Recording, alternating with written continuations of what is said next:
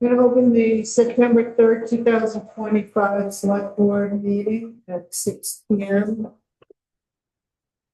we have any adjustments to the agenda? Yes, I would like to have select board ethics, the first two sentences removed. And Well, it's we're not on the minutes. not on the minutes. Adjustments to the agenda. Um, Add anything? Okay. No adjustments to the agenda, so we need to have a motion to approve the minutes of August 20. I'll make that motion. We need a second, I'll second. and then we can bring it up for discussion. Okay, select board ethics, I'd like the first two sentences removed. And the following put in its place. Chair Linda Martin stated that she was talked to three of the select board members prior to the August meeting about this matter in executive session. All three said no. Linda Martin stated that it had been you, Kurt, that talked to your wife, and Karen went around talking to town about what was said, which causes the assistant town clerk to quit. Kurt stated he did not talk to his wife Karen, but she had possibly seen his notes. Do we have anybody who wants to amend that minutes, to add that to the minutes?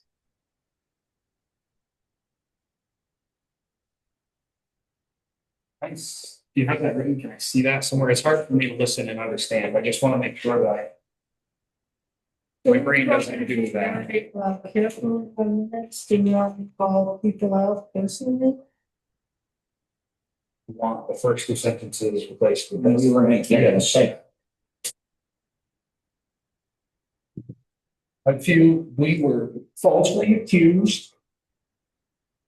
I have never heard anyone in this town, as of today, said this was told to them. Well, I'm not gonna. No, I'm just stating.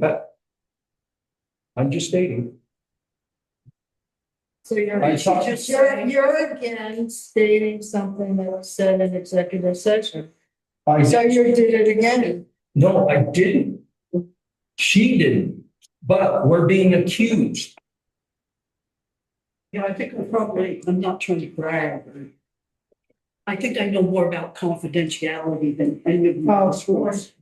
I do. I was a nurse. I don't know anything about what happened. In my opinion, this is much more vague. The way that it's written is much more vague and it's, I think that it gets to the spirit of the issue without getting into, because I don't see any accusations made in these minutes. I really don't.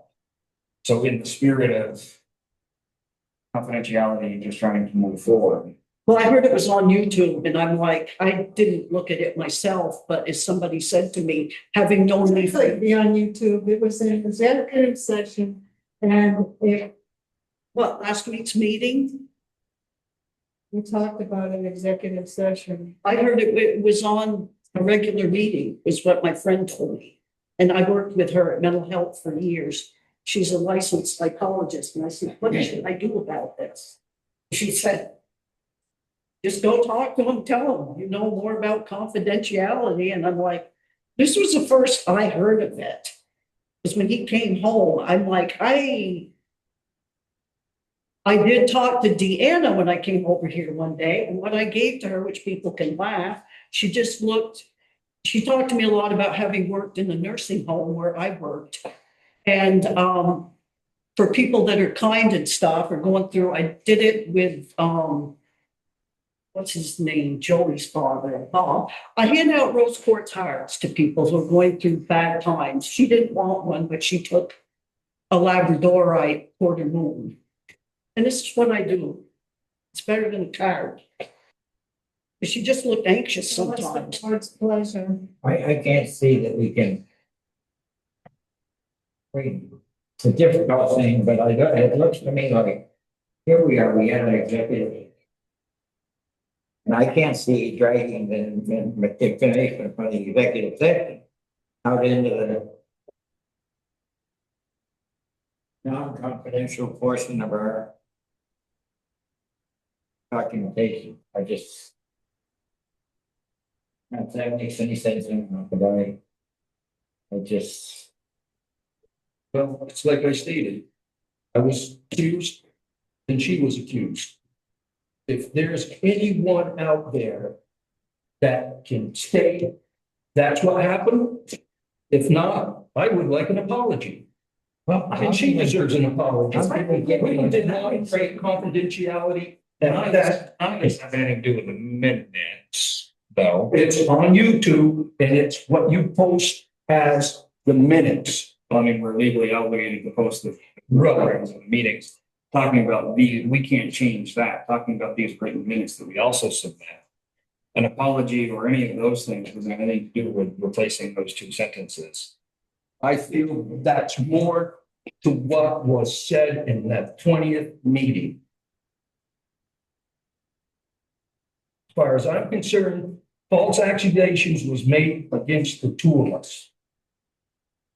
No one has come forward in this whole community that we talk with on a whole basis. We're giving out vegetables, talking to them about different subjects and things. I feel we were falsely accused.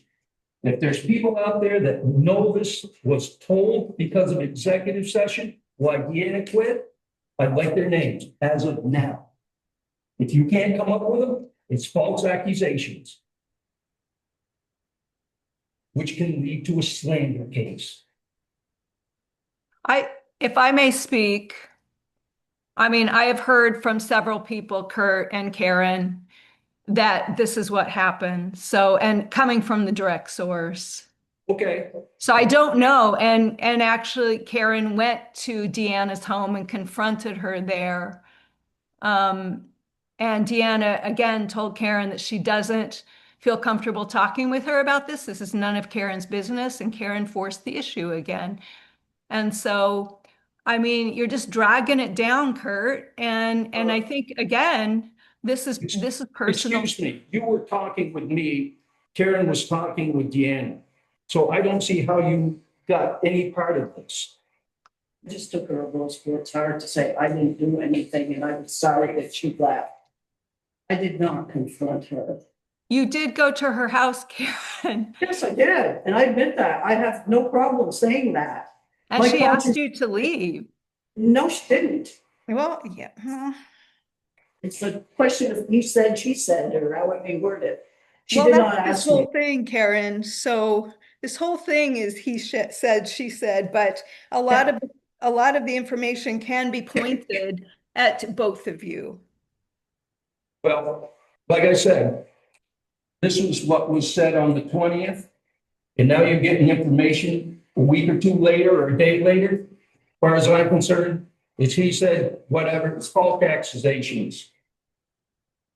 As far as delivering names to you, I mean, in the spirit of confidentiality, which is how this entire thing has come about. For fear of retaliation, I mean, you're obviously very heated right now. I wouldn't feel comfortable giving you any names. Heated, I'm just upset that someone can make these accusations a week or so later without any basis. So as far as I'm concerned, I'd like an apology. I think Karen deserves an apology. I We think did Deanna not, and deserves I an did not. apology. All right, let's stop. We don't, is anyone gonna second Kurt's motion? no. So if not, we're gonna move on. We don't have a motion on the table to add that, change the minutes. So all those in favor of the minutes as they stand, opposed? Nay. Right, so carried. What? I can't believe that you think I'd do something like that. It's, And you, Michelle, you really are. it's pretty much unprovable. What? It's pretty much unprovable either way. I got a good reputation in this town, and I know it.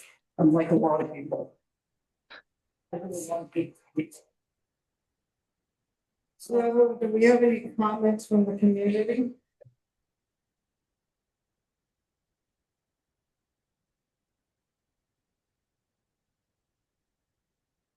Hearing none, we'll move on to correspondence. We have a driveway permit, curb permit from Stephen Zoller and Carol Mitchell. 1201 Town Hill Road. Did you say Zelnick? Pardon? Did you say Zelnick? No, it looks like Zoller, Zoller, Okay. and Carol Mitchell. 1201 Town Hill Road.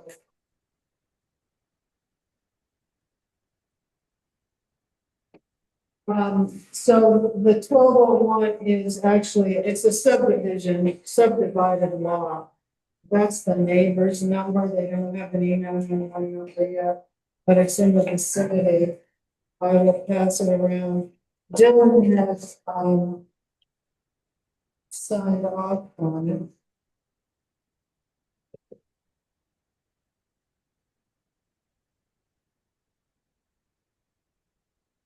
And you've all had a chance to look at it, and we'll have to, make a motion. In the meantime, there's a letter from Emma, organizer of the Municipal Day. It's an annual event of the Agency of Natural Resources. Hosts an opportunity for Vermont town and city employees to learn about state programs. And as you may know already, Municipal Day is coming up on Friday, October 7th and 18th. October 17th in Montpelier. The theme this year is planning for uncertainty. It will be a chance to address the needs of our community, even as some federal funding streams are affected. As always, it will be a great opportunity to learn about state resources.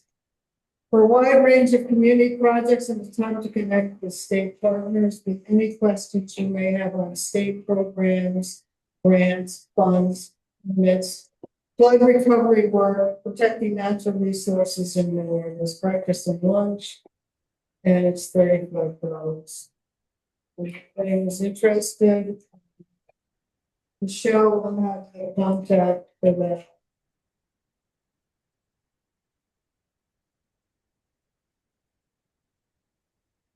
Okay, Michelle, you're up. Okay, so I was working on my own time, but I worked with the Wolcott Arts Collaborative. They just wanted the select board to know that they are hoping to begin their Saturday series on October 26th, which would be sort of a what did they call it? A Halloween something hoedown. Go down. Halloween hoedown over at the town hall. It will be a family-oriented event. They're trying to bring in 10 bands. It has its own liquor license and insurance. So they'll be serving. I don't know who Jim is getting for the band yet. I haven't talked to him. And then we're going to try to do book readings and things like that, have a local artist series, as well as at least monthly dances over at the town hall. I Can I sent our, ask you a question? oh, sure. About being a family event, having alcohol? It will be in there, but we're going to have face painting. The event will be from 6 p.m. until I believe 9. They want to make it a family event, and so there will be alcohol as well as, sodas and things like that. Okay, You said that the 25th? 6. 6th.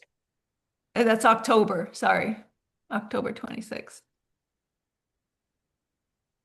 I sent off I edited the personnel policy based on the select board's suggestions. And I sent it to VLCT to review.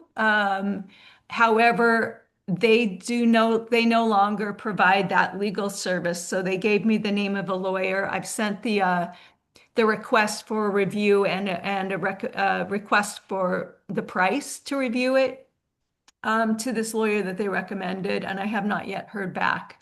So that's where we stand with the personnel policy right now. If you look up, the light fixtures have been upgraded in throughout the town offices. I'm waiting to receive the bill for that. They put in fewer than we thought, than we were originally quoted. And then I'll apply for that. Well, I have already applied, but I'll send it off to get the reimbursement for that roughly $1,000 grant from Efficiency Vermont to help pay for that. As far as the MERP grant,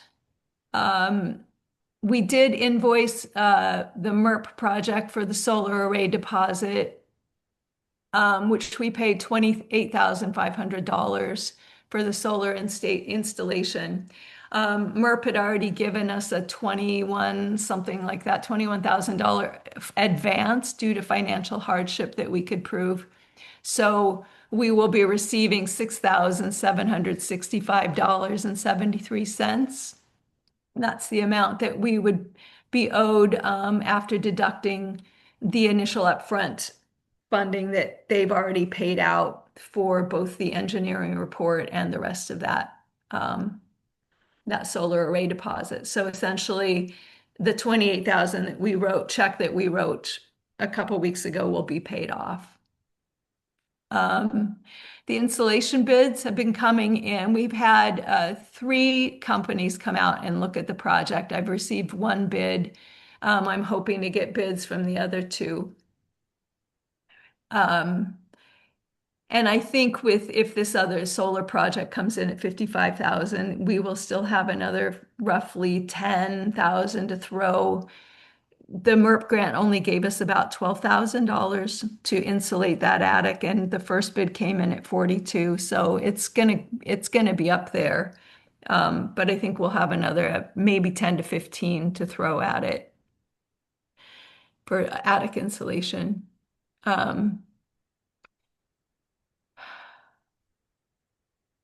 And then with FEMA, I've been working with them, but they've been fairly quiet lately.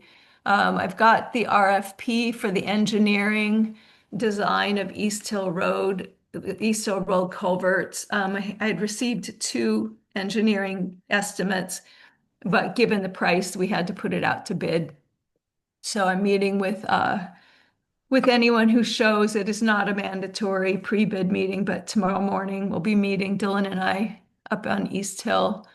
And then our new project manager, Monique, has assured us that our work completed projects are now with the CRC, and those totaled $296,492.83. So that's where we stand with FEMA right now.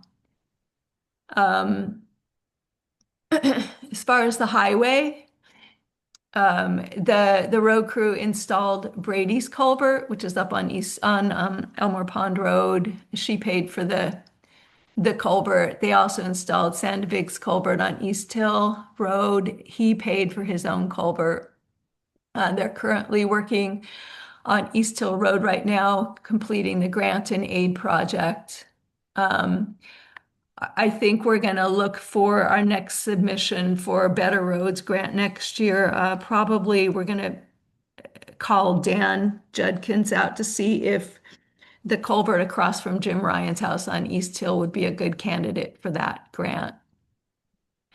The 1 ton is back now with us. It's been repaired. I don't know what it's cost. They haven't sent us the bill, but the crew, Dylan said it drives, it drives, and they're cleaning it up and getting it ready for winter use. And then finally, I asked a company, Vicom, to put a bid on to seal the cracks on North Wolcott Road, the asphalt cracks. And in the older sections only, that bid came back at $32,500. So I got to talk to Dylan about that. We do have money in the asphalt budget, but we were hoping to carry it over so we could, repave Town Hill. So we've got to see if we can, that's an amount I will have to put out to bid. Or, yeah, I'll have to put it out to bid. So it's just that we're getting down to it's going to be difficult, I think, at this point in time to get it done in the winter, but we'll see. I'll continue to work on it. The complaint about 277 Flatiron Road, the junk and trash ordinance violation. As you know, we sent the certified letter out and it was not received. So I contacted the sheriff's department and they sent me off to the civil processing department. And they had agreed to serve the letter for us. There will be no charge to serve it. However, they still have not yet served it. I asked her yesterday and she responded that they have not yet served it. So it might take a while to get that one served. And finally, we've had two pretty significant animal neglect cases that have been filed on two separate properties. One on Elmore Pond Road and one up on Brook Road. In the Elmore Pond Road case, it was an abandonment of a dog and two cats inside of a trailer. And there was a witness who drove by there every day and had notified finally Dean and Mike Green and asked that they go up there and check it out. Clearly, the animals had gotten out of a broken window. I don't know if they broke the window themselves, but we seized a dog, Cookie, and two cats. Cookie went back to NCAL because she had been shipped from there. And they agreed to take her back after 5 days that we held her in the Hyde Park kennel. And then the cats went to another animal rescue. The guardian has not come back to claim them, nor have they contacted us. There are other issues going on with that house that the sheriff was made aware of, and they were aware of certain issues. The person living there, we can't prove if they actually even if they were not squatting. We can't prove if they were squatting because we can't find the person who was living there who abandoned these animals. So that's another issue. And the tax bill keeps coming back because it was registered to an elderly gentleman who was in the hospital. The house is owned by an elderly gentleman, or the property is. And he can't be found. The tax bills are coming back. So Belinda and I have to work on that. And the sheriff's department is working on locating him. And also there was a case up on Brook Road.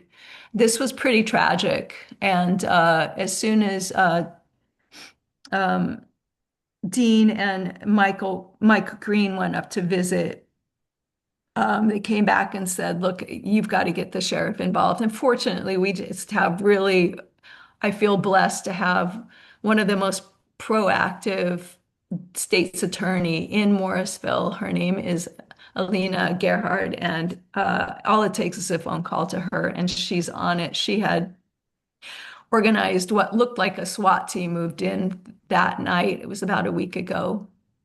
And she had organized a Sequest veterinarian, Chris Watson, the Vermont Fish and Wildlife. She got in the Vermont Director of Animal Welfare, and Paula Hall, who runs Friends for Life Rescue. And they had horse trailers up there and just a multitude of other vehicles to take away these animals. There were 3 horses. One horse that was lame, it was laying down in the pasture fairly recently, but it had wire wrapped around its back leg and it couldn't get up. It was still lame even when they unbound the wire. One of the ponies, there was a black pony that also had wire wrapped around its leg, and it may lose its hoof. They rescued both of those horses. They had a third horse that was so old and it was a bag of bones. It was heartbreaking. the guardians, the farmers agreed to put the horse down before the next day. They rescued 2 of the 5 dogs that were there. They surrendered the people living there surrendered 2 of the 5 dogs, and then they came in the very next day and registered and had the dogs vaccinated. So the 3 remaining dogs have been registered and vaccinated. They had 3 pigs and 5 piglets that were surrendered. And then chickens and cats, 1 cat that had a severe eye infection. They were able to trap it, and now they've got large traps up there trying to catch the chickens and the cats. I think the neglect was so bad that the state's attorney will be filing like a neglect charges in that case. I'm not sure. I have not yet talked to her. So that's my report. Did you say uplifting? Yeah, that's not a part of my job that I really particularly like or care for. Okay, thank you. Why don't we go back to this driveway permit? Set to make a motion to approve it. Any questions? Just a procedural one. I thought we approved them after they were installed. I was just up there and Monday, I haven't seen it.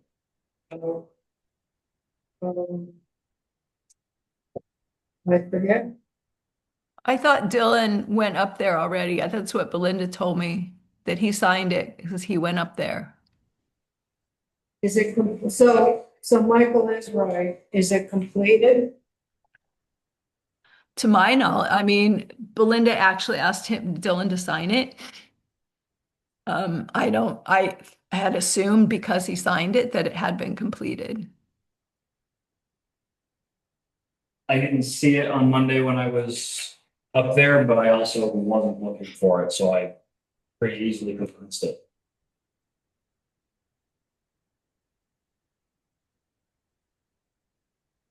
The speed over there. Should I think perhaps 70 miles an hour? Want to get air off the bit? What's that? You want to get some air off the bit? So you want us to sign it and then you'll hold it to verify that it's completed according to state town specs? Yeah, I can verify. I'm going to talk to Dylan. He and I are going to that pre-bid meeting tomorrow, so I'll ask him. Yeah, I would make a motion that we approve the driveway provided it's installed to our town specs. I'll second the motion. Have any further discussion on it? Hearing none, all those in favor? Aye. Opposed? Carried. So just don't let Belinda report it until we verify that it's in, otherwise we'll hold it. Okay, will you just place it back in that folder? I will. Okay, thanks, and then I'll have it. Yeah. Yeah, I think we also need. We really need a new permit. This should be a place for Dylan to sign it. I'm working, that's one of our discussions is to look at the permit as well as the ordinance. Okay, we'll move on to the select board review and action. Feedback from the August 22nd community barbecue. I gave you a list of what people filled out when they went to the Wolcott Community Trust kiosk. I thought it would just be interesting. You know what people were thinking that they liked for planning purposes. I didn't know if anyone else had any other comments they might have heard during the day. I heard that From a couple of people, they thought it was the best barbecue so far. They really, I think they liked that we moved it into the park. But I'm speculating, I don't know. There's a few people how much they like the live music, they like that band in particular. Yes. So, I'm here. Yeah, it seemed a little more cozier. Anything else? Seemed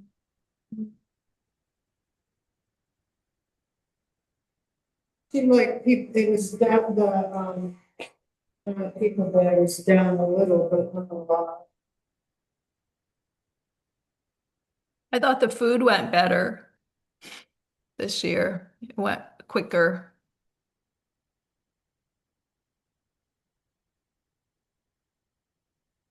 More organized. Planning and zoning recommendations around building and flood zone is requested by the emergency manager, so I've talked with Sept from LCPC, and he can meet, on October 8th. This is a request Brian made, in reference to the building here on Route 15 and just conflicting opinions for people. I think just to clear the air is to just have an expert, a mediator, someone not involved in any projects, to come and just outline what we can and can't do in the flood zone so that we're all on the same track. So if anyone would like to participate in that discussion, I'll be here at 6 o'clock. Mission to submit council on aging grant.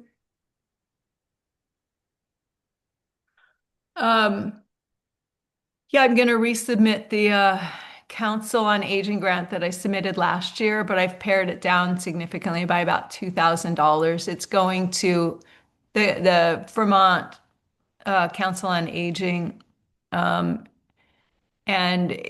it's going to be costing 3,000. I mean, the grant is going to be written for $3,623, and that will be to hold 4 arts classes throughout the winter, but that's 4 instructor-led art classes, and then followed by multiple meetings with using the materials, but on a smaller scale without being led by an instructor. So it's primarily to get the 60 plus community out and about in the wintertime. So I just wanted to be able to resubmit that grant. It opens up soon, so.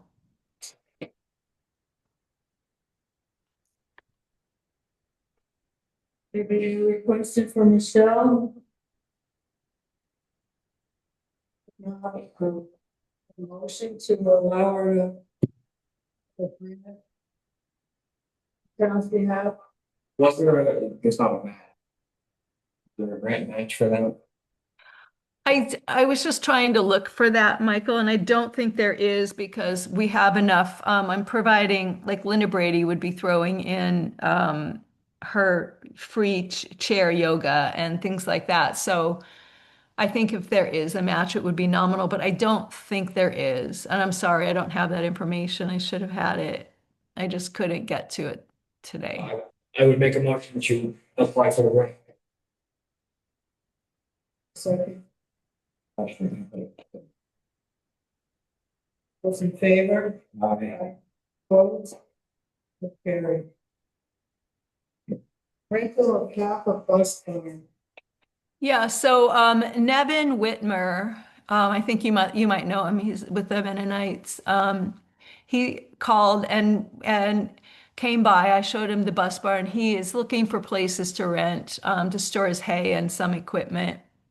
So he gave us what I thought would be a very generous deal. He said he would like to rent half of the bus barn, and I spoke with both Dylan Cafferkey, because the road crew stores equipment in there, as well as Jim Holton because the fire department stores their old items in there, like the old garage doors and like an old generator and stuff. And Nevin spoke with them as well. Neither of them have a problem with us moving in there as long as we reorganized it. Nevin said he'll bring a crew in to rearrange the items or take away anything that we aren't planning on keeping. He'll take it to All Metals. He said he'll give us $1,500 a year, and I said that in fairness, we would negotiate that down the first year because they are going to help clean it out for us. And that I would draft an agreement because I still feel like we need to have an agreement in place. Just stating that if something happens to the bus barn, it would, it wouldn't really be insured for them. I mean, the contents, because they belong to somebody else, would not be insured. And he said that's fine. So this is Nevin Whitmer, I believe his last name is Whitmer. or is it Nevin Wadle? Is it Nevin what? Wadle? Yes, that's it. I'm so sorry. How do you Well, spell? there is a Whitmer, there is a Wadle. Yeah, but this is he's brothers with Dwight. Wadle. Okay, And it's Wadle, correct? WADEL. Yeah, thank you. I looked it up and I couldn't only find Nevin. It's not it's an unusual name. I didn't know that. Okay.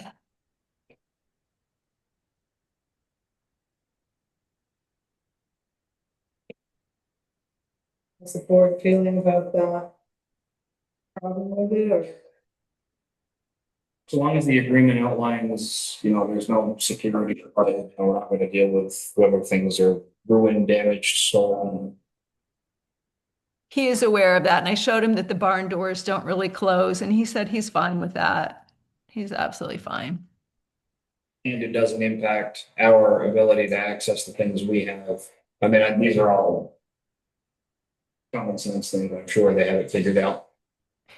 Yeah, I talked to he and I explored like how the equipment that's in there currently and how to access it. And so he would move, I think there's a chloride or something in there, a sand bin. I don't know. There are a couple of things in there, plus the posts that we use for the E911 signs. And he's just going to get it all arranged because he would use half, but he knows that he would use half all the way back, but come out just a tiny bit toward the back once he knows that a vehicle can get in there. So yeah, thanks, Mike. We did talk about all of that.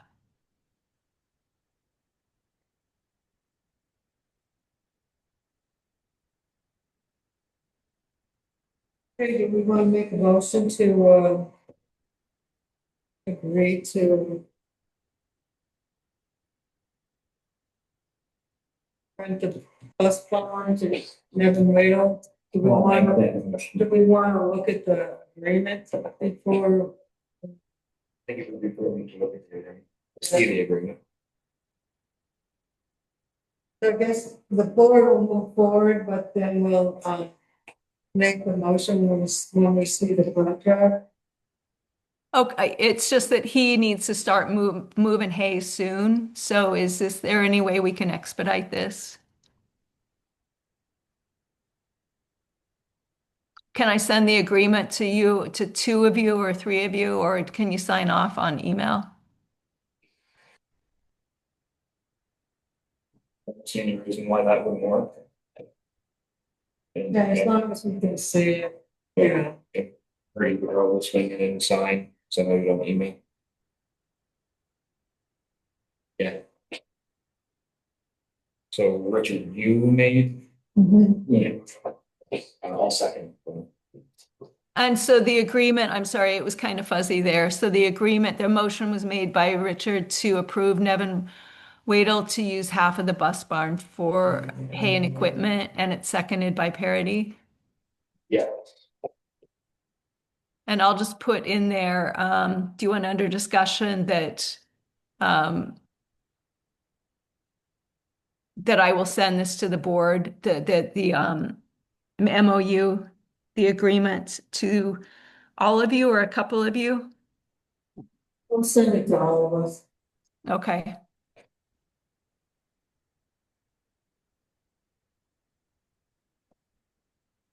So we have motion on the floor, all those in favor? Me. Opposed, so carried.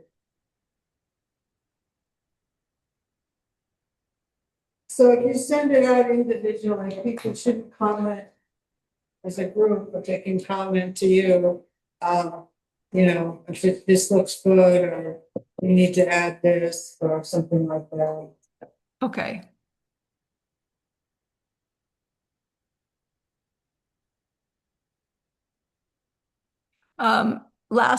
The last select board meeting, the review of roads and bridges ordinance, I had passed out information. I don't know if you brought it back.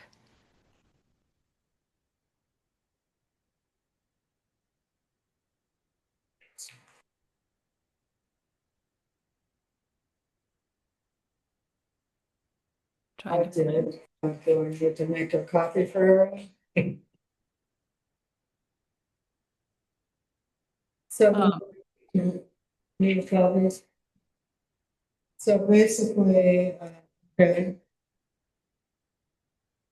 so basically trying to get mine open, sorry.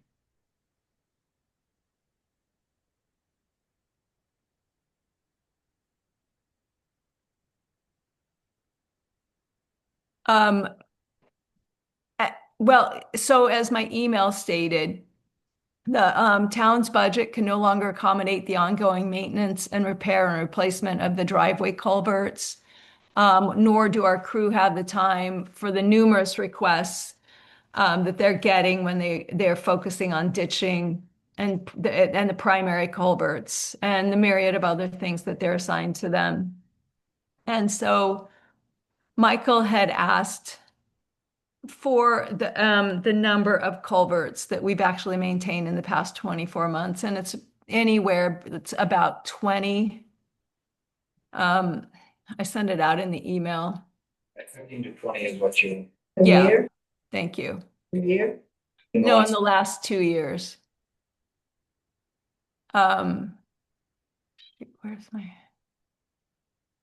So that's just the driveway, and then a couple that constantly come in, and our response is basically, look, you need to fix your drive. So I think some of those requests would be diminished. It just seems to be based on what other towns do. It's something that goes above and beyond what we should be doing. Also, if you look at the permit, the driveway permit, it indicates that it is the responsibility of the property owner to maintain it as well. And so there's a contradiction between our ordinance, our 2006 ordinance, as well as the driveway permit. The other towns, I did send you a summary. Elmore, I spoke with Michelle. The property owner installs the first culvert, and then they are responsible for all maintenance and replacement. And the town will on occasion clean the ends out only if they're doing ditch work along that road. The contractor installing the driveway culvert is requested to follow the standards, much like what we have now. Michelle said the town of Elmore is now requesting an 18 to 24 inch pipe and 30 feet in length. And so they have increased their requests up from a 12 to 16. He said, and it only makes sense because we've talked about this multiple times. You could have you're replacing all of these major road culverts at 18 to 30 inches, but then they get sometimes, you have this vast flow coming down from an 18-inch culvert and then it hits a 12-inch. So it would be nice to get all of those 12 inches up to an 18. I talked with Craftsberry, and the property owner installs the first culvert, and they are responsible for maintenance and replacement. Hyde Park, it's the same thing. The town said that they will replace a driveway culvert if they're doing road work on the road and they feel it needs to be done to aid in the road repairs, but it's not a formal policy. And in that case, the homeowner purchased the culvert. They have and I was asking about budgets at that point. They have a $32,000 culvert budget for Hyde Park. And finally, Eden, I talked to Ricky Moran. The town there requires a 15-inch diameter or larger. The property owner installs the first culvert. The property owner is responsible for all maintenance and replacement. They will replace the driveway culvert if they're doing work on the road and they, again, feel it needs to be replaced to aid in the road repairs. And in that case, again, the homeowner purchases the culvert. They will clean the culverts if they're working on the road. And that town, Eden, installs about 10 culverts a year. So that's my information. That last line, Yeah. the town installs 10, they install 10 driveway culverts, cross culverts. Just regular culverts. I noted that because I didn't know. That's just useful information, that and how much they spend each year. And I can pull that from their town budget because I did save it.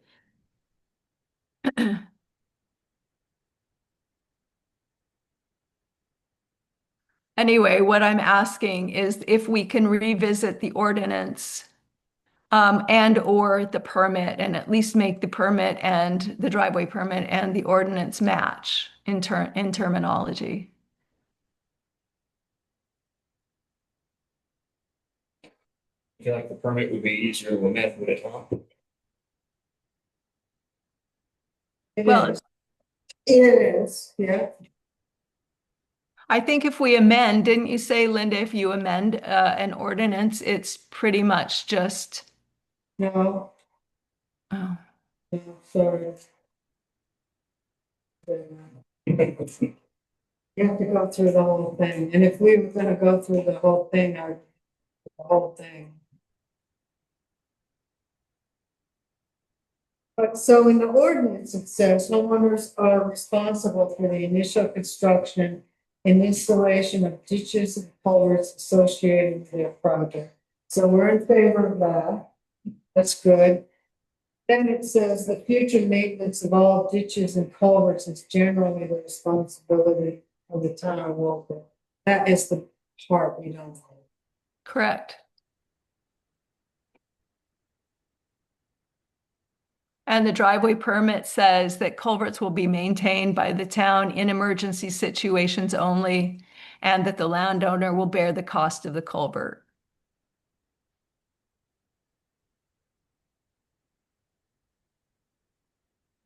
And you should also look at the landowner can purchase the culvert from the town at the town's cost.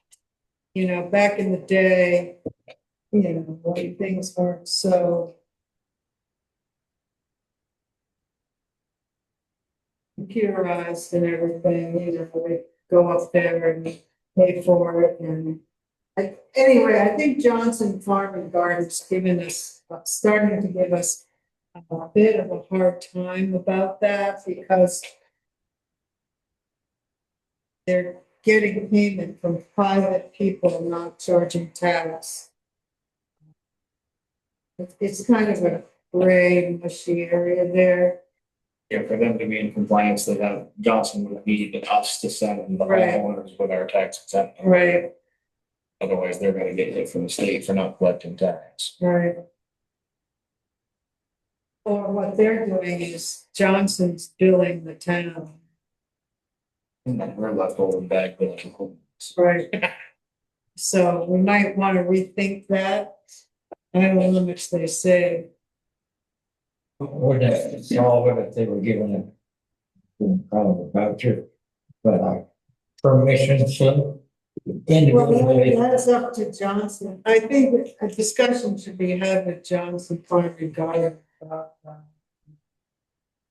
My feeling is that if we, the town, are going to let them buy the culverts at cost, meaning tax exempt, then they should come to us, place the order, we place the order. Yeah. for these culverts.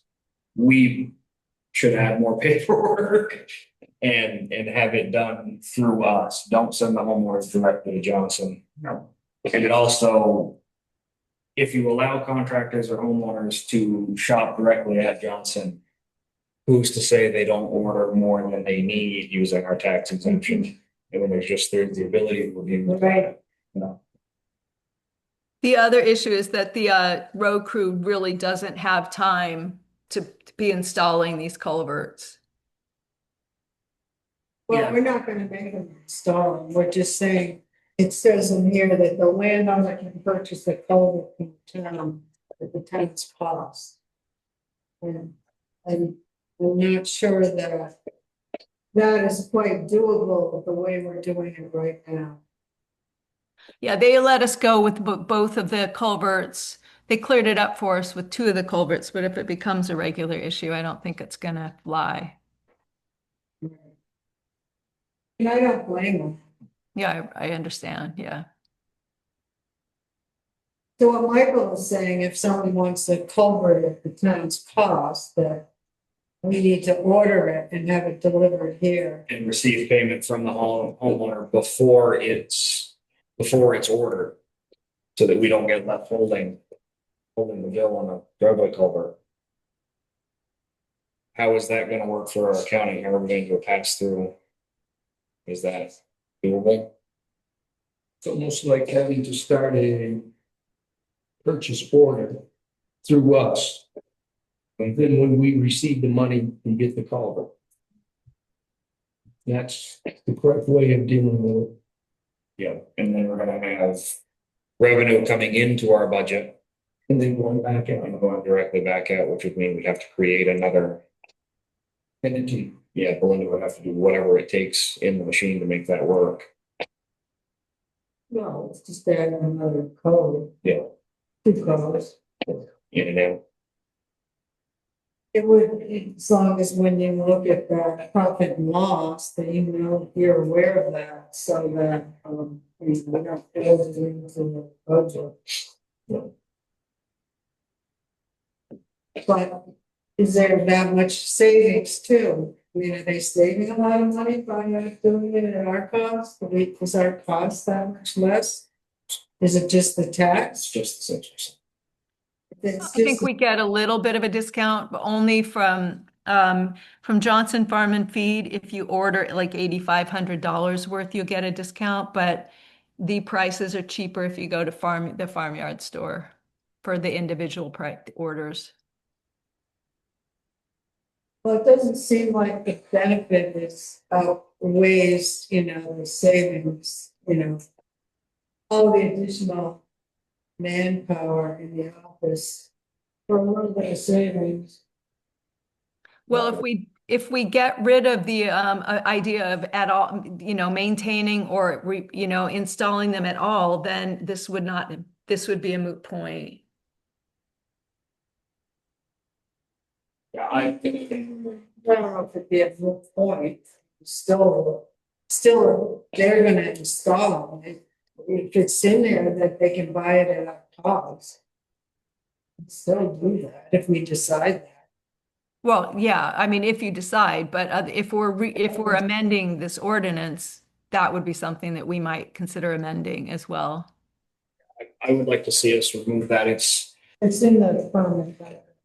It's a huge headache for not a great deal of savings. And honestly, all that does is kick an individual savings onto the tax burden because now we're gonna have somebody else managing those transactions. Right. Because they still have to pay sales tax on this. Yeah, they go. They would have to. So, yeah, it would be just like if you want to buy an ice cream flat, you're not tax exempt. The biggest, to me, the bigger thing is, are we a contractor at the request of the homeowners that go and fix driveway culverts? historically, my feeling is that we have not been. In the last couple of years, we have been, people have called and we have chased driveway culverts. But unless we are, just like Elmore and Eden have said, unless we're doing a big reprofiling project or a big ditching project or a grant and aid or something, we shouldn't be going and changing culverts, driveway culverts at the request of whomever.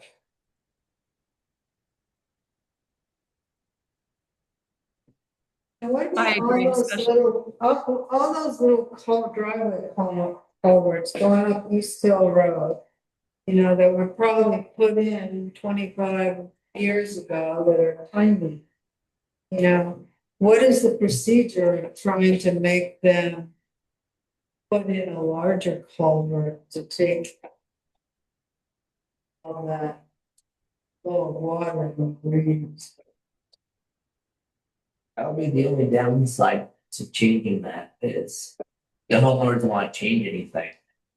We're gonna be stuck having to deal with the consequences of it. That's the only downside. The homeowner shouldn't be able to change anything without alerting us.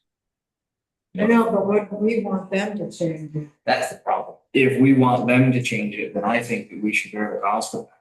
If they have a 12 or 15 and it was either a grandfather driveway or a driveway that had been permitted by either a previous board or a previous highway department, then as a part of our water mitigation efforts on that road, we should have to eat the cost of upsizing those culverts. I agree. And that's, again, what other towns do. You know, if we go out there and we see that a driveway permit on any of these roads, if we go out there and we see the driveway permit was approved and they were required to put a 15 in and we find that they put a 12 in, well, no, we shouldn't have to eat that. But if they were required to put a 15 in and we've changed our mind and say we want it to be a 24, then I guess that's on us. Somewhere in the highway standards, it also does state something about sizing culverts. Our permit says that we can have 15 minimum, 18 recommended, I think is how the permit reads. But if you look through the minimum diameter in our highway standards, the highway standards allow our driveway culverts to be 15, but in general, all of our culverts are 18 or larger. And the way that the sizing is determined is watersheds less than 20 acres, the culvert size can be estimated by adding 8 to the acreage of the watershed and rounding up to the next available culvert size. For example, a 15-acre watershed would require a 24-inch culvert, 15 plus 8, 23 rounded up to 24. The larger watersheds greater than 20 acres would require, not require. The sizing and design of the culvert should be referred to a professional training in hydrology, right? We get a water study for that. Yeah.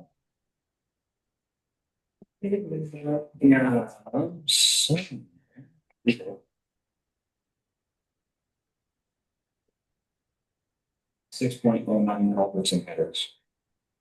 Yeah, it's not driveway specifically, but Yeah, to that point about driveway culverts being overwhelmed. You know, I would like to see maybe a simplified version of that on the permit. A simplified version of that entire, those like couple of pages that are in the orange book.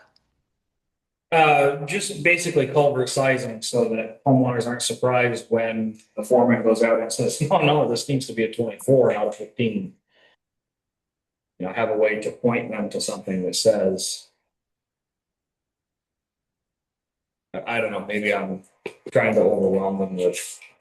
well, you know, I don't know if it's happening, but usually attached to the driveway permit, we would include, highway, how you build it, you know, the state specs. I don't know if that's happening anymore, you know, information that you give to the landowner. when they come in to do the driveway permit, it's not just the permit, there was attachments to it too. Yeah, there was a state. Yeah, so it's not in the orange book, it's page 19 of the ordinance on the top. Right, It's right. about sizing the culvert.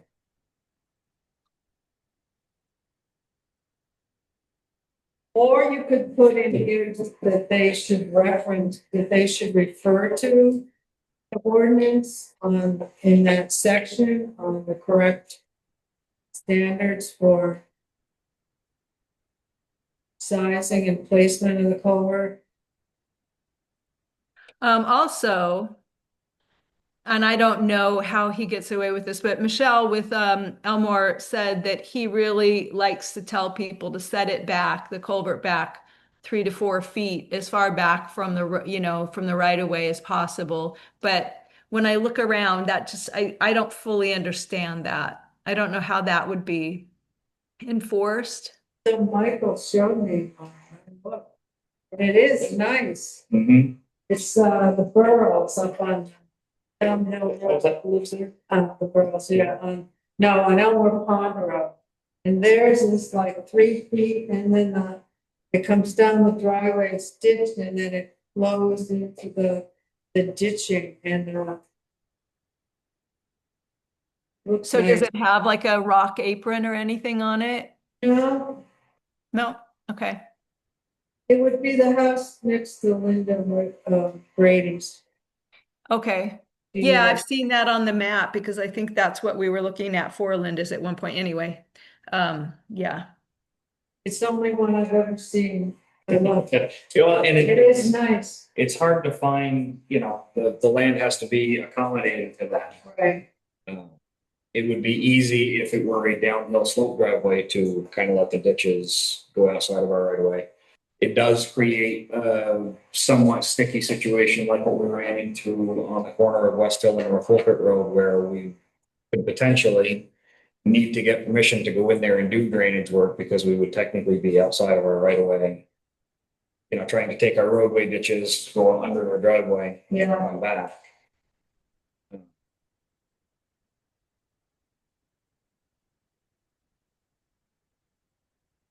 Yeah, wherever possible, encourage them to get it away from the road. So I miss some of it. It's kind of difficult to hear, but am I hearing that we are going to rewrite the permit for now, or are we looking at working on the ordinance as well?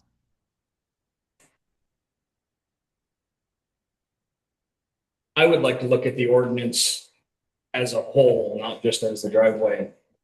I have not reviewed that. I don't know what I would change, but if we're gonna open the ordinance up, I'd like to review the whole thing. Okay, so we can just move forward then? Move forward meaning we'll table it for now and then just continue to work on this? But we can work on that permit, Yeah. finalize that. I mean, this permit is, actually, that was one of the first things I wanted to do 6 years ago. Because it's antiquated. I think we should redo the permit. Look at what maybe some other towns have. Okay, and would that then, I'll make them up, I'll ask the board, but my opinion is to take that. Culverts will be maintained by the town in emergency situations, take that whole paragraph out.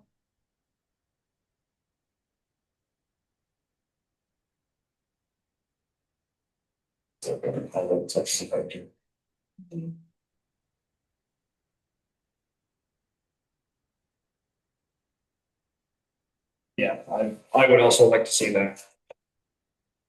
Sentence is gone. so you want to see the entire sentence that talks about maintaining in emergency situations only? The whole paragraph. The second one is in the ordinance, so I guess okay, I'm just reading. I'm not looking at the permit, looking at what I copied from the permit, so. So we're not, so the ordinance is gonna take a lot more. It needs to look at, see if there's things to change. Then it needs a public hearing, needs to be put in paper. It needs to wait for 60 days. I think at this point, if we can get away with just updating the driveway permit and see where it goes.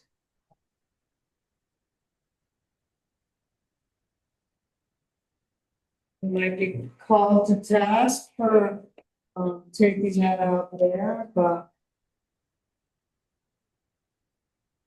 it's a start. Okay. What about this 15-inch culvert? All drivers require at least a 15-inch culvert. Is that still good? In some On the- locations, I would say yes, but Is this on the permit? I'm sorry. yes. But didn't you want to say that that would be the minimum, but also that they must, I was going to insert, based on Michael's recommendation, insert those guidelines that are issued by the state.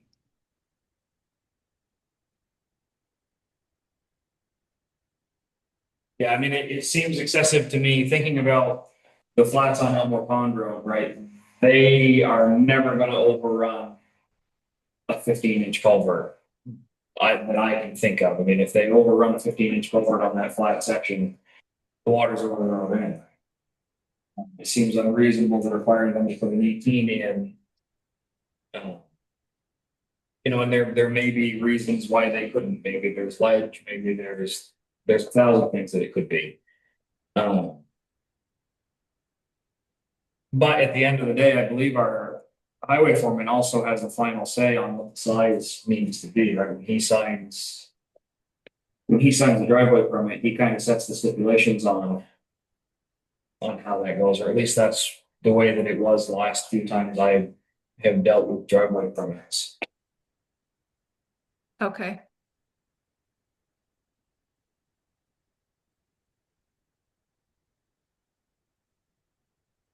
So on page 30 of the actual ordinance, they say driveway culvert shall be a minimum of 15 inches in diameter. The final size shall be determined based on the size of the drainage watershed above the culvert. And then you can refer to page 19 in the ordinance for further information.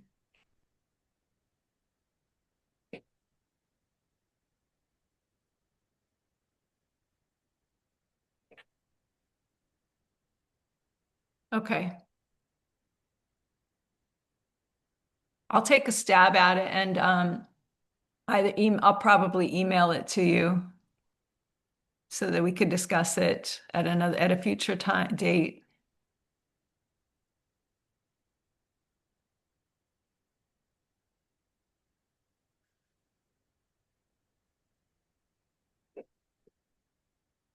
Shall we move then on to the town government, the organization? If anyone else has any other comments to add before the draft?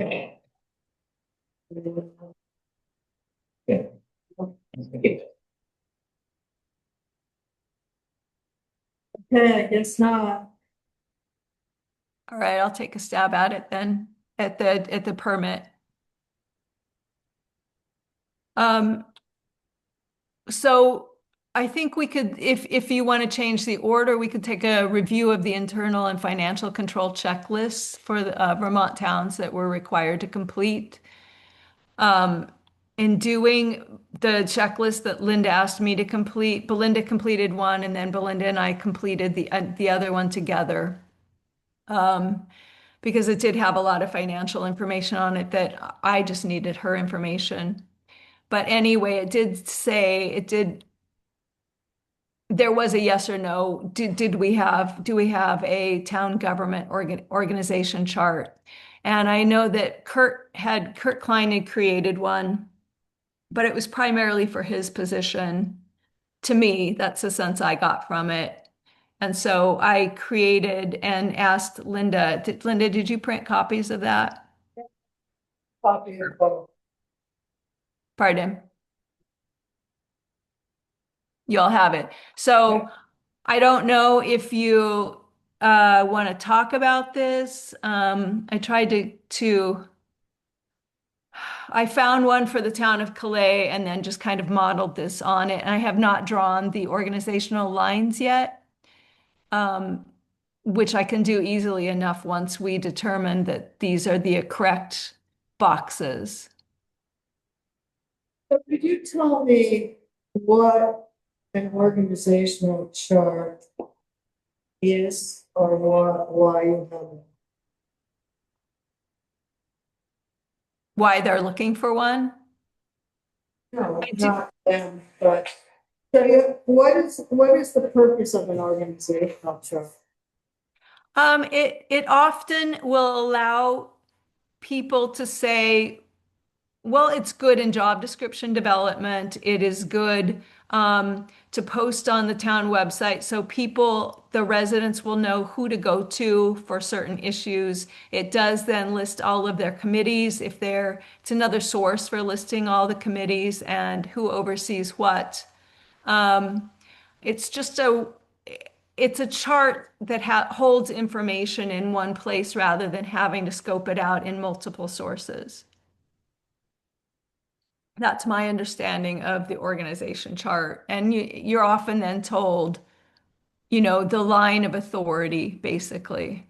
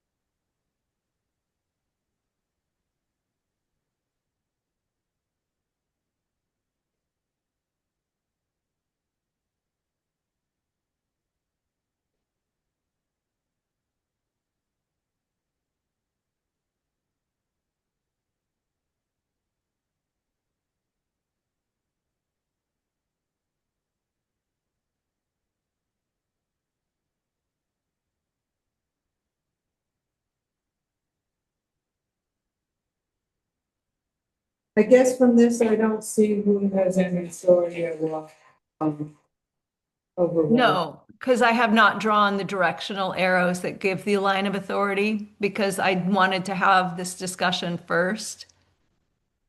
But I've kind of placed the boxes so the voters and the select board would have oversight of the cemetery. Well, the voters have oversight of the select board. Select board has oversight of the cemetery commission and that red box. The select board has oversight of the road commissioner if we have one. I left it in there because sometimes Lucian, I don't know where we stand and if we're going to get another one. And then, so the blue boxes, the select board has control over Don't as have color, you don't have color? I have black and white printer. Okay. Um, Well, the select board then, there are 5 boxes underneath select board, road commissioner, other paid staff. And you would see that the select board admin assistant arrows would be going to some of the other paid staff, as well as to the road foreman. And the road foreman is overseeing the full-time and part-time road crew. And then the town clerk and town treasurer oversees the assistant town clerk. And then you have the appointed positions, boards, committees, and commissions. those are overseen by the select board and select board admin assistant, I think. I don't know. So it's just where we decide to draw these lines. But before we did so, I just wanted to make sure that I'm on the right path before I spent any more time on it. And so Linda, you and I can take a stab at where the lines of the directional lines should go and move things around if necessary.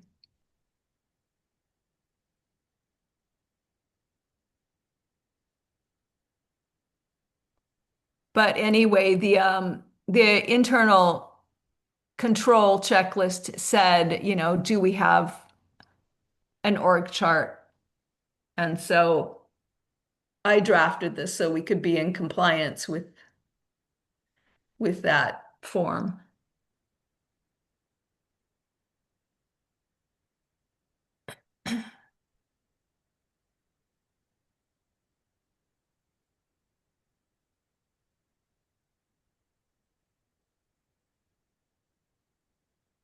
District voted or appointed? Appointed, no, they're voted.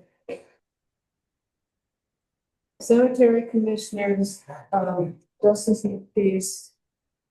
Mr. Town moderator, we don't have a trustee of public funds. Library trustees, they're all voted positions along with the select board. Town clerk. So we go like this. And then this one.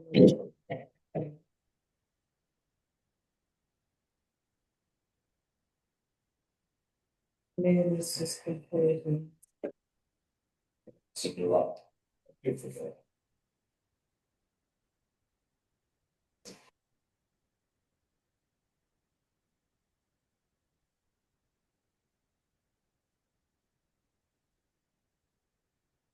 So then the select board will have control over this. All of those, I don't know. You do. It's recommended by the planning commission, but it's ultimately.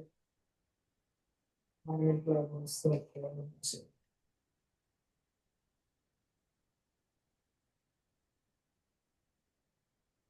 So you can take out historical society because they have their own. Have no ID number, we don't have any control over them. Same as the local community trust. They have their own federal ID number. They're not a part of the town. I believe that just says that those are just committees or commissions or boards. That just shows all of our boards. Well, they're not town boards though. Okay, so you want me to take out The the, historical society and the local community trust are really not the only okay, board. and Historical Society. Okay, I've removed those. It gets kind of gray, but they are. Yeah, those things. Yeah, those move off maybe, yeah. You can have a reference, like other association, something like that, group for that. I say in order to draw, so that appointed positions, boards, committees, commissions, that whole box. There's a great deal of it that I would like to draw a line from select board to that. But, Wolcott Arts Committee, people join that, it's not really like, I don't believe we as the select board. You don't appoint them. Right, so I think that some of those. The garden club. Yeah, I think that some of those could be separated into boards that are overseen by the select board and then, other. The word I want to use is, but. Like the athletic committee is in Yeah. fact the town board, but we as a select board, the only thing we do is present the budget to the voters. We don't have a great deal of oversight there. So you want that done so that you can draw a clean line to the positions that the select board oversees. I think that it was in green only because when I looked at the Calais one, it was just listing all of the committees and commissions and everything else. And it was not actually, there was no line delineating authority over that box at all. Oh, I see. Well, I mean, we do appoint with help from the state, right? We appoint things like the fire warden, the DRB is appointed. Right, Planning commission. that has to get the select board steps in. Okay, so I There's the should separate. Supervisor, the planning commission. Yeah, it's kind of confusing to me. I mean, I don't know.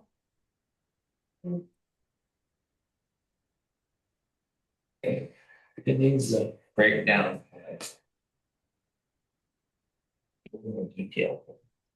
Yeah, so you could still have this box, but you might want to put appointed positions and we'll list those. And then you could put well, maybe boards, but then you could put committees separate that, you know, they exist, but we don't really have any control over them. What they do too much, unless they wanna, you know, build on our land or something, you know, like the rec field, you know. But we But don't, you do have some oversight if they're going to apply for grants and things. right. But we don't have any oversight for scheduling pickleball and stuff. You know. Right. And we don't say who can be part of their group. It's kind of, Okay, I'll take another stab at that box. I don't know, well, just think about it.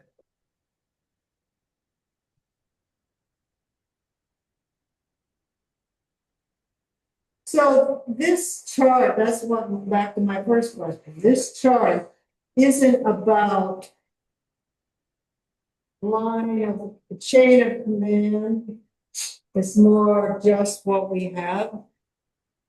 It's also about chain of command. So those are the lines of delineate. I'll put in the lines later that says like the voters are ultimately in charge of the select board and the town clerk and treasurer. And we'll add those lines. So there is a line, a lineage of authority, but it's also, again, it's a one-stop shop so that the government or any resident can say, well, who do I talk to if I have a complaint about the animal control officer, or you know what I mean? So it's just, there is a line of authority, but also a list of really what's going on. Right? Yeah, I think just a few adjustments and it's good. Okay.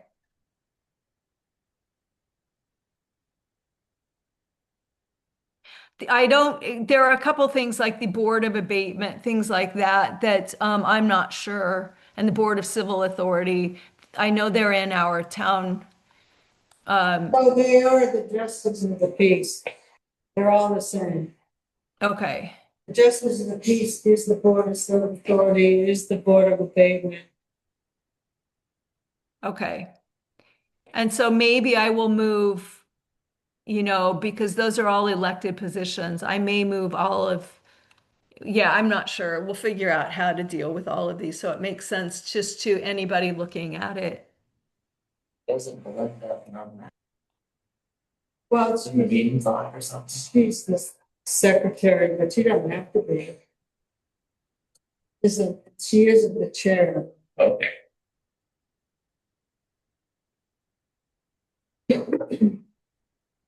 If someone comes in and wants to have a meeting, like someone did tonight, board of abatement, she schedules the hearing.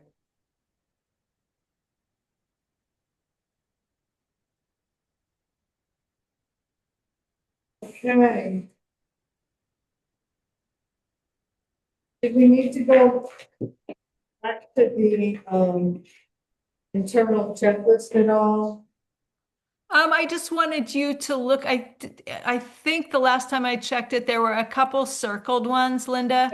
I Just wanted you to gray. look at those because I don't know how to answer it. Um,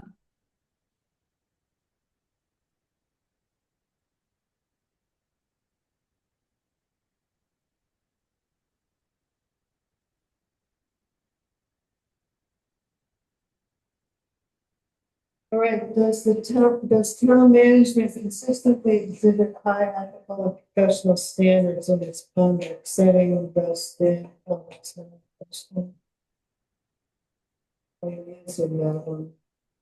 The personnel involved in accounting functions required to take an annual vacation. They should be. but do we have anything in place to where the select board says, hey, you need to take a vacation? No, we do not.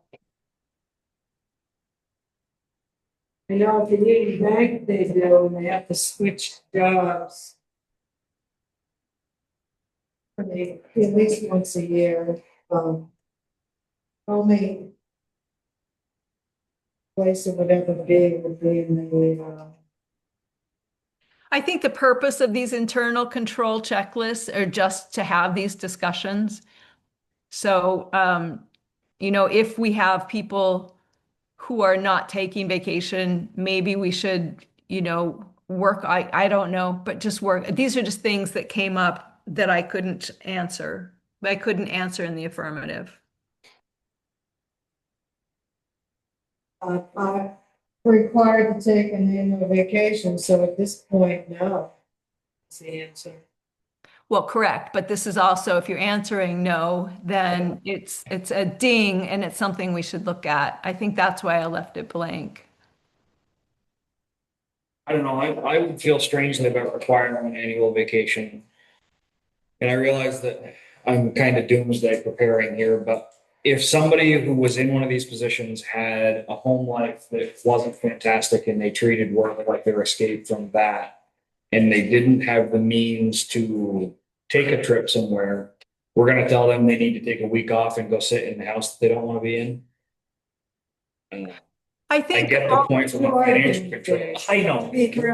Really, then they need therapy. Yeah, I'm glasses broken. I'm not glasses empty. I'm glasses broken. But, the bank does it. It's a way to it's the way of making sure someone else has the opportunity to look at the process and look at the books if something is being covered up. Mhm. But that's what it's all about. Yeah. And I don't think you really need a whole week, but there Yeah. should be times that someone else. The roles switch. How do you ever know, also, it could be that you would have a supervisor that was basically saying, look, if you take a vacation, it's going to hurt your position. You know what I mean? So I think it is a check and balance. Whether we force people to take a vacation, I don't know, but they, you know. I think it just comes down to accountability, like Linda said. You got another set of eyes. Someone else is in there and if they think something's not correct, we bring it up, but we do have auditors. So we only have one treasurer. What goes is other staff trained in the accounting functions to provide back up in the case of vacation or other absence of primary bookkeeping employees. That one is currently a no, but absolutely should be a yes. I don't have any doomsday prepping for that one.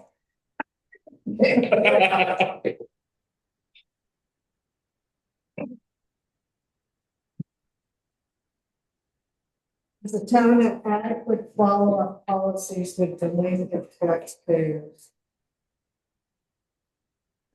I missed that one. I think so. I think we do.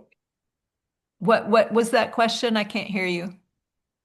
Does the town have adequate follow-up policies with delinquent taxpayers? Yes. Okay, I wasn't sure. That was a Belinda question. Yeah, I would say we do, and basically, And then we have state statute too. I know that delinquent taxpayers are sent a monthly bill. It's generated off the computer. Okay, good. So that would be. Methods of accumulating time and recording absences satisfactory. I think we've been talking about that one, and that's why I left it blank as well. Yeah. It is for some of us and not for all of us. Our salary and wage rate formally approved in the select board's minutes.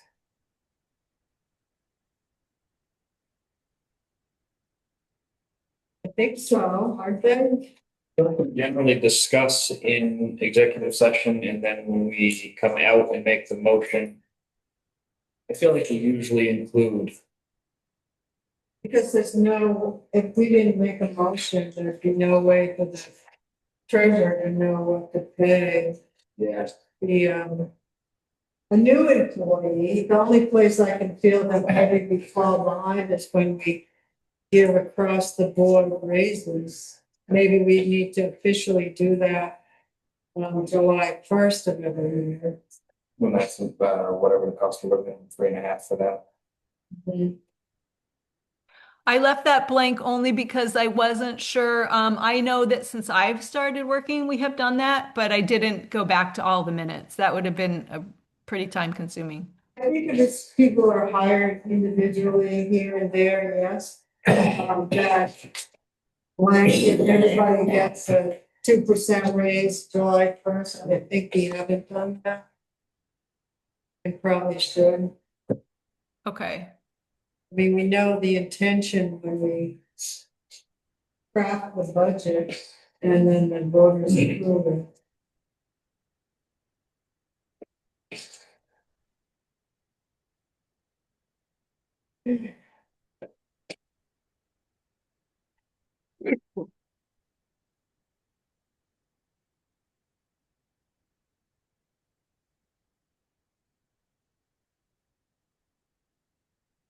Anything to add? No, I think those were, if you're talking to me or the select board. I think no, those were the ones that I just couldn't answer in good faith. So without your assistance. The thing is, where do those things go? Who do I turn those into? To whom do I I present think those? it's just a discussion that, with the board. Okay. So this just should be,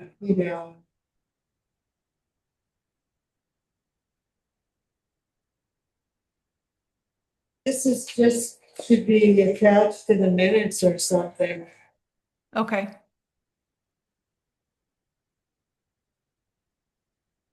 It's an internal financial controls checklist. Making the select board aware of what our financial controls are. Okay.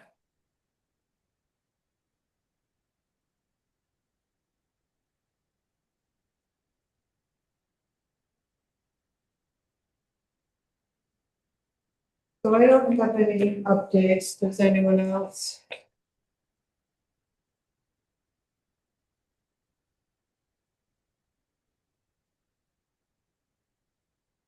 All right, then you're on, Richard. I make a motion to be adjourned, so you get 7:34 PM. Are you sure? Well, I'll take that. Well, not quite. Mine may be right at 7:53. No, oh, good try. And the second, Wait, who seconded? Oh, thanks, Mike. Michael. favor? It is.